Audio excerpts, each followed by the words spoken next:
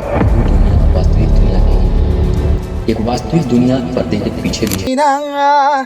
तेरे से है तेरी पैरे पे और पैरे में से किसी एक को बुला लिया। बनने से ही खुश नहीं थे, इन्होंने एक रात में ही पलटवार मचा दिया। आखिर सहायता के लिए पुकार कर दिया और वो बैठे हैं, हाथ में रिमोट है और सामने टीवी पर 11 सीबीआई ने बाबा राम रहीम के कारनामों की जांच बैठाई। पे हाथ रखे प्लस मेरे थाइस पे हाथ मार दे और डॉक्टरों के द्वारा उन्हें नपुंसक बनवा दिया करता था। बाबा राम 1000 करोड़ की जब संपत्ति सीबीआई की जांच में सामने आई,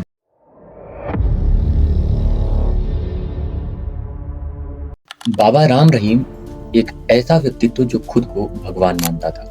विवादों में अनेक कारनामे और उन कारनामों में अनेक आरोप लगे हुए थे। ये सभी मिलकर मानो बाबा राम रहीम के उस घिनौने कृत्य को रोकना चाहते थे। कौन है बाबा राम रहीम, जो बाबा होने के बावजूद भी रातों रात जेल के सलाखों के पीछे हो जाते हैं? क्या है बाबा राम रहीम के मुद्दे के पीछे का पूरा विवाद आज की इस वीडियो में जानेंगे। बाबा राम रहीम के इस कहानी में सस्पेंस भी है, थ्रिलर भी है और ड्रामा भी है। तो कुर्सी की पेटी बांध लीजिए और आज की इस कहानी में अंत तक बने रहिए। उससे पहले अगर चैनल पर नए हैं तो चैनल को सब्सक्राइब कर लीजिए और बेल आइकन दबाना ना भूलें, ताकि इसी प्रकार की मिस्टीरियस वीडियोस आपको देखने को हमेशा मिलती रहें। तो चलिए चलते हैं बाबा के कहानी के पीछे और कहानी अंत तक देखिएगा। पता चलेगा कि एक दुनिया वैसी भी है जो हम न तो देखते हैं, न तो सुनते हैं, न तो जानते हैं। वास्तव में जो एग्जिस्टेंस है, जो हम देखते हैं, वो दुनिया वास्तविक दुनिया नहीं है। एक वास्तविक दुनिया पर्दे के पीछे भी है। आइए उस दुनिया को उजागर करते हैं। मेरे राम राम अल्लाह राम वही गॉड राम। अगर देश व सृष्टि की सेवा करना पाप है तो ये पाप हम आखिरी सांस तक करते रहेंगे। तेरा जीना तेरे से है, तेरे से है। वहाँ पे मस्ताना जी की जो गुफा थी, मैंने नगन अवस्था में सेक्स करते हुए देखा है। लड़कियां जाती थी पैरे पे और पैरे में से किसी एक को बुला लिया करता। राम रहीम के इस खिलवाड़ की शुरुआत होती है डीएसएस संगठन, जिसका नाम था डेरा सच्चा सौदा। अब आइए जानते हैं कि वास्तव में डेरा सच्चा सौदा क्या था। बाबा राम रहीम के पूरे भूमिका को जानने के लिए डेरा सच्चा सौदा जो है उसको जानना अत्यंत आवश्यक है। डेरा सच्चा सौदा एक आध्यात्मिक संगठन था जिसको 1948 में स्थापित किया गया था।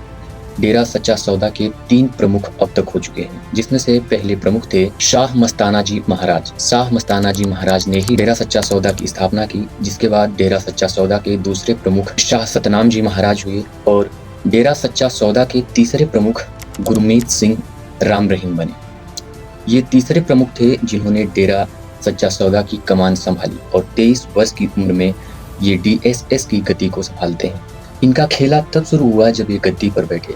ये केवल बाबा तक ही सीमित नहीं थे।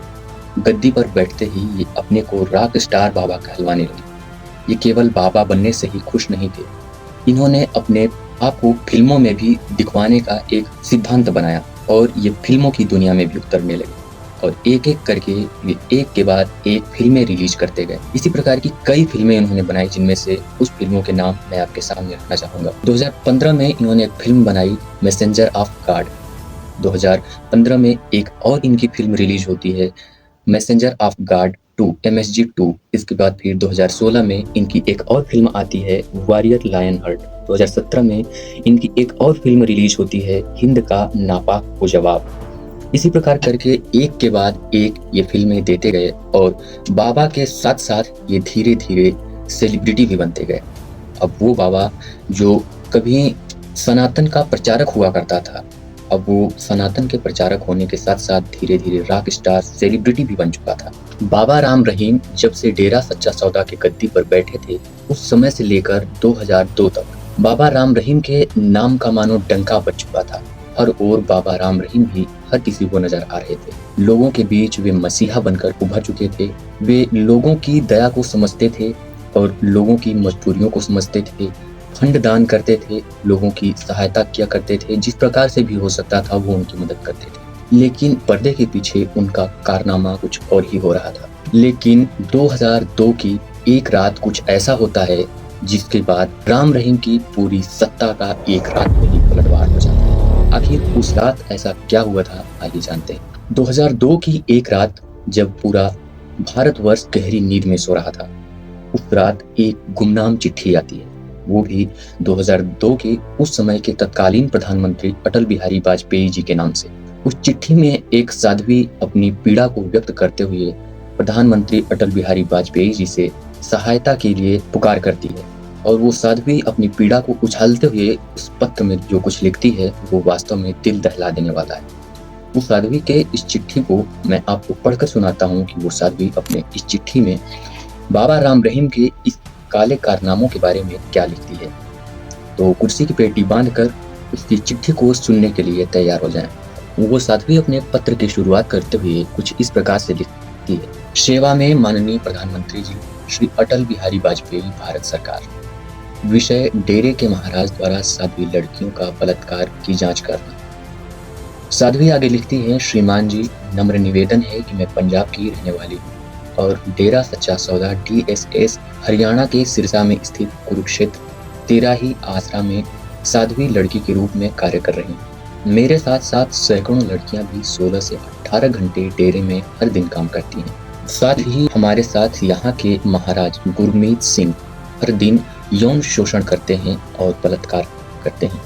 मैं BA पास लड़की हूँ। मेरे परिवार के सदस्य महाराज के अंधभक्त श्रद्धालु हैं, जिनकी प्रेरणा से मैं डेरे में साध्वी बन गई थी। साध्वी बनने के 2 साल बाद एक दिन महाराज गुरमीत की सेवादार साध्वी गुरजोत ने रात के 10 बजे मुझे बताया कि पिताजी यानी कि गुरमीत सिंह महाराज ने तुम्हें गुफा में बुलाया है। और गुफा ये वो स्थान थी जहाँ पर गुरमीत सिंह यानी कि डेरे के महाराज का निजी वास होता था। क्योंकि मैं पहली बार यहाँ जा रही थी तो मैं बहुत खुश थी यह जानकर कि आज खुद परमात्मा ने मुझे बुलाया है। गुफा में ऊपर जाकर जब मैंने देखा तो महाराज बेड पर बैठे हैं, हाथ में रिमोट है और सामने टीवी पर गंदी फिल्में चल रही हैं। ये देखकर मेरे पैर के नीचे की जमीन खिसक गई और मैंने सोचा कि क्या यही महाराज हैं। उनके बेड के सिरहाने पर एक रिवॉल्वर रखा हुआ था। मैं यह सब देखकर दंग रह गई। मुझे चक्कर आने लगे और मेरे पाँव के नीचे मानो जमीन थी ही नहीं। यह क्या हो रहा है? महाराज ऐसे होंगे मैंने कभी सपने में भी नहीं सोचा था। महाराज ने टीवी बंद किया और मुझे साथ बिठाकर पानी पिलाया और कहा कि मैंने तुम्हें अपनी खास प्यारी समझकर बुलाया है। मेरा यह पहला दिन था। महाराज ने मेरे को बाहों में लेते हुए कहा कि हम तुम्हें दिल से चाहते हैं, तुम्हारे साथ प्यार करना चाहते हैं, क्योंकि तुमने हमारे साथ साधु बनते वक्त तन मन धन सब सतगुरु को अर्पण करने को कहा था। सो अब ये तुम्हारा तन मन हमारा हो चुका है। मेरे विरोध करने पर उन्होंने कहा कि कोई शक नहीं है कि हम ही खुदा हैं। जब मैंने पूछा कि क्या यह कृत्य खुदा करता है तो उन्होंने कहा कि बेशक भगवान श्री कृष्ण की 360 रानियां थी और वो हर रोज इनके साथ प्रेम लीला किया करते थे। तो हम करते हैं तो क्या गलत है? हम भी तो वही कृत्य करते हैं जो श्री कृष्ण किया करते थे, तो इसमें गलत क्या है?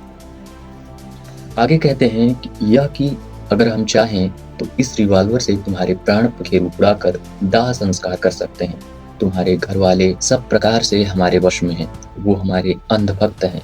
वो हमारे विरोध में कभी नहीं बोलेंगे। तुम यहाँ से बाहर नहीं जा सकती और ना ही तुम्हारे घर वाले हमारा कुछ बिगाड़ सकते हैं। वो आगे कहते हैं कि हमारी सरकार में बहुत चलती है। हरियाणा पंजाब के मुख्यमंत्री हमारे पैर छूते हैं, केंद्रीय मंत्री हमारे पैरों पर पड़ते हैं, राजनीतिक हमसे समर्थन लेते हैं, पैसा लेते हैं और हमारे खिलाफ कभी जाने की हिम्मत नहीं जुटा पाएंगे। हम तुम्हारे परिवार से नौकरी लगे सदस्यों को बर्खास्त करवा देंगे और सभी को जान से मरवा देंगे। इस प्रकार से ये पत्र समाप्त होता है और साध्वी की चीख यहाँ पर खत्म नहीं हुई थी। अभी न जाने कितनी चीखें बाकी थी। ये पत्र आता है उसके 1 या 2 दिन बाद। एक पत्रकार जो साहसी थे, वीर थे, उनके साहस की जितनी भी प्रशंसा की जाए कम है। वो इस गुमनाम पत्र को अपने पेपर में प्रकाशित कर देते हैं। लेकिन उनके साथ भी अच्छा कहाँ होना था जब वो भी केश गुरमीत सिंह की। उन्होंने जब ये पत्र प्रकाशित किया अपने पेपर में, उसके 1-2 दिन बाद ही उनके आवास स्थल पर ही उस पत्रकार की गोली मारकर हत्या कर दी। और इसके पीछे कोई और नहीं था, वो थे डेरे के महाराज गुरमीत सिंह, या यूं कहें कि राम रहीम बाबा।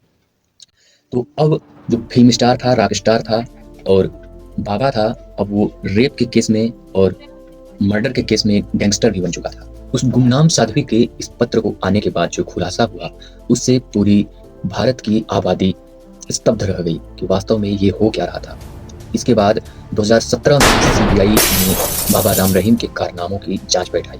उस जांच में पता चला कि बाबा राम रहीम अनेकों ऐसे कृत्य कर रहे थे जो अश्लील थी और अवैध थी। सीबीआई की जांच में बाबा राम रहीम 2017 में 2 साध्वियों के बलात्कार का दोषी पाया गया, जिसके कारण से उन्हें 20 साल की जेल के पीछे रहने की सजा सुनाई गई और उन्होंने एक पत्रकार की हत्या भी करवाई थी, जैसा कि मैंने आपको पहले बताया था। उस केस में उनको आजीवन कारावास का सजा सुनाई गई। लेकिन आइए पहले राम रहीम के उन अड्डों के बारे में जान लेते हैं जहां पर राम रहीम इन सारी कृत्यों को अंजाम दिया करता था। सीबीआई की जांच में ये पता चला कि राम रहीम का एक निजी अड्डा था जहां पर वो अय्यासियां किया करता था। उस निजी अड्डे को राम रहीम की भाषा में गुफा नाम दिया गया था। गुफा का जो एक द्वार था वो डायरेक्ट स्कूली लड़कियों के हॉस्टल में खुलता था और जो गुफा की द्वार पर पहरेदार हुआ करते थे वो पहरेदार पुरुष नहीं हुआ करते थे बल्कि साध्वियां हुआ करती थी। कहा तो यहाँ तक भी जांच में गया था कि बाबा राम रहीम रात के समय साध्वियों को पहरे पर लगाया करता था और उन साध्वियों में से ही किसी एक को अपने रात की अय्याशी के लिए बुला लिया करता था। कि वो बात करे सर पे हाथ रखे और हाथ रखते रखते वो बैक के पीछे मतलब बैक पे हाथ रखे प्लस मेरे थाइस पे हाथ मार दे और बार बार आके वो ओ तो झप्पियाँ ओ मेरी बेटी करके ऐसा झप्पियाँ। और झप्पियाँ भी वैसी नहीं ना कि आप किसी को हक कर रहे हो जस्ट नॉर्मल कर रहे हो, आप तो उसके प्राइवेट पार्ट को ऐसा टच कर रहे हो। बाबा राम रहीम का एक कोड वर्ड भी था। जब वो गुफा में किसी लड़की के साथ बलात्कार करता तो उसके अनुयायी कहते थे कि महाराज ने इसे माफी दे दी। यानी कुल मिला जुलाकर बलात्कार के लिए माफी शब्द का कोड वर्ड था। घटनाक्रम आगे भी बढ़ता है। इसमें केवल साधुओं का ही दुख नहीं था, आगे इसमें जो डेरे के साधु भी थे वो भी त्रस्त थे। बाबा राम रहीम जो डेरे के साधु थे उनका कैस्ट्रेशन करवा दिया करता था, मतलब उन्हें नपुंसक बनवा दिया करता था।